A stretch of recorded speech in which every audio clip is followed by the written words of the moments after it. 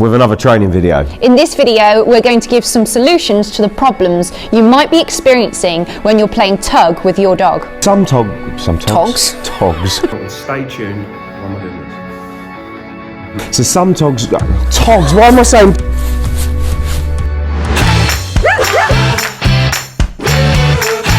We often work with people that are really struggling to get their dogs into a game of tug with them. Some of the common problems that we come across we're going to cover in today's video, but not only that, we're going to talk you through some of the solutions to those problems. Before we get started, if you're struggling to get your dog to play, then be sure to check out the other videos in this toy play series and follow those steps first. One of the common problems that we often come across when people are trying to get their dogs to play is them inadvertently putting too much pressure on them. So they're waving the toy in the dog's face, they're bashing it off of the floor, trying to gain their focus. For some dogs, what that can inadvertently do is put too much pressure on them. And rather than getting them to want to play, it can actually have the opposite effect on them. So the solution to this is to use an alternative method to get your dog interested in the toy. This alternative method is to use a longer chaser type toy, such as the one Craig has got here, and creating chase with the toy rather than bringing the toy closer to your dog. For some tips on techniques of how to get your dog interested in chasing a toy, please refer back to the second video in this toy play series where we walk you through exactly how to do that. Craig is demonstrating how creating chase with the toy is more motivating for Zen rather than him going up to him and wiggling the toy in his face. We thought we'd show toy chase with Isla as well as Zen because Isla is much smaller, but as you can see, no matter the size of the dog, creating chase is really motivational. Rather than going towards the dog with the toy, chase creates much more motivational play. Another problem that we come across all of the time is that people are able to get their dogs to chase after the toy, but they actually have a lot of issue with the dog gripping onto the toy so that they can create a tug. The reason some dogs can't grip onto the toy is because during the tug, their owners are pulling too hard on the tug, so it slips out of their dog's mouth. So sometimes what people will do is when their dog grips onto the toy, they'll yank away like Marita just said, or what they'll do is they'll grab onto the toy, pull their elbow right back into their body and start to jerk up and down try to tuggy the dog around. So what we're going to do now is show an alternative method to help you create a nice tug with your dog. So as you can see, whilst Marita's tugging with Harvey, she's keeping her arms nice and straight and moving in a gentle zigzag pattern to keep a moderate amount of tension on the toy.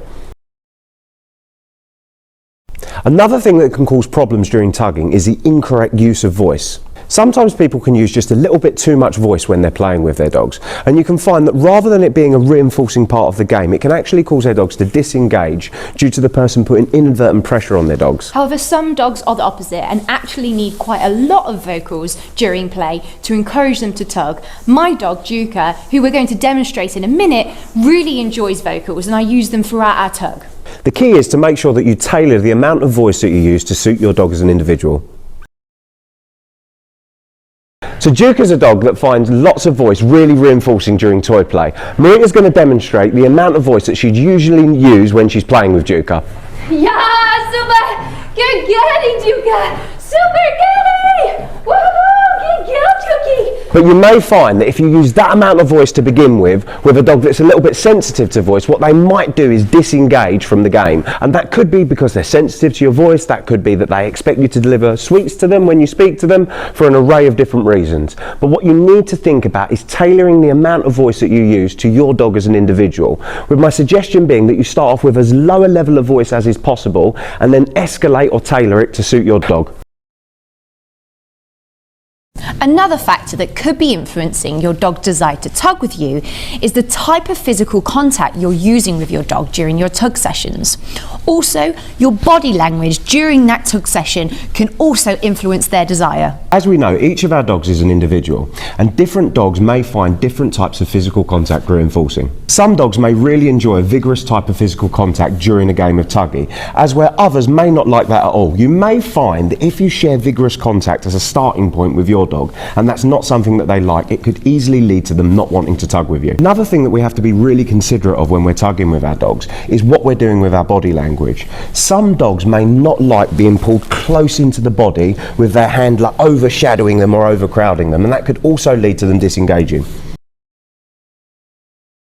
To avoid negatively influencing your dog during a tug session, it's best in the beginning to use limited physical contact and to avoid overshadowing. Craig is demonstrating here with Cicada how you can avoid doing this. By keeping Cicada at a distance while tugging and not crouching over her and overshadowing, it really encourages a really positive type of tug.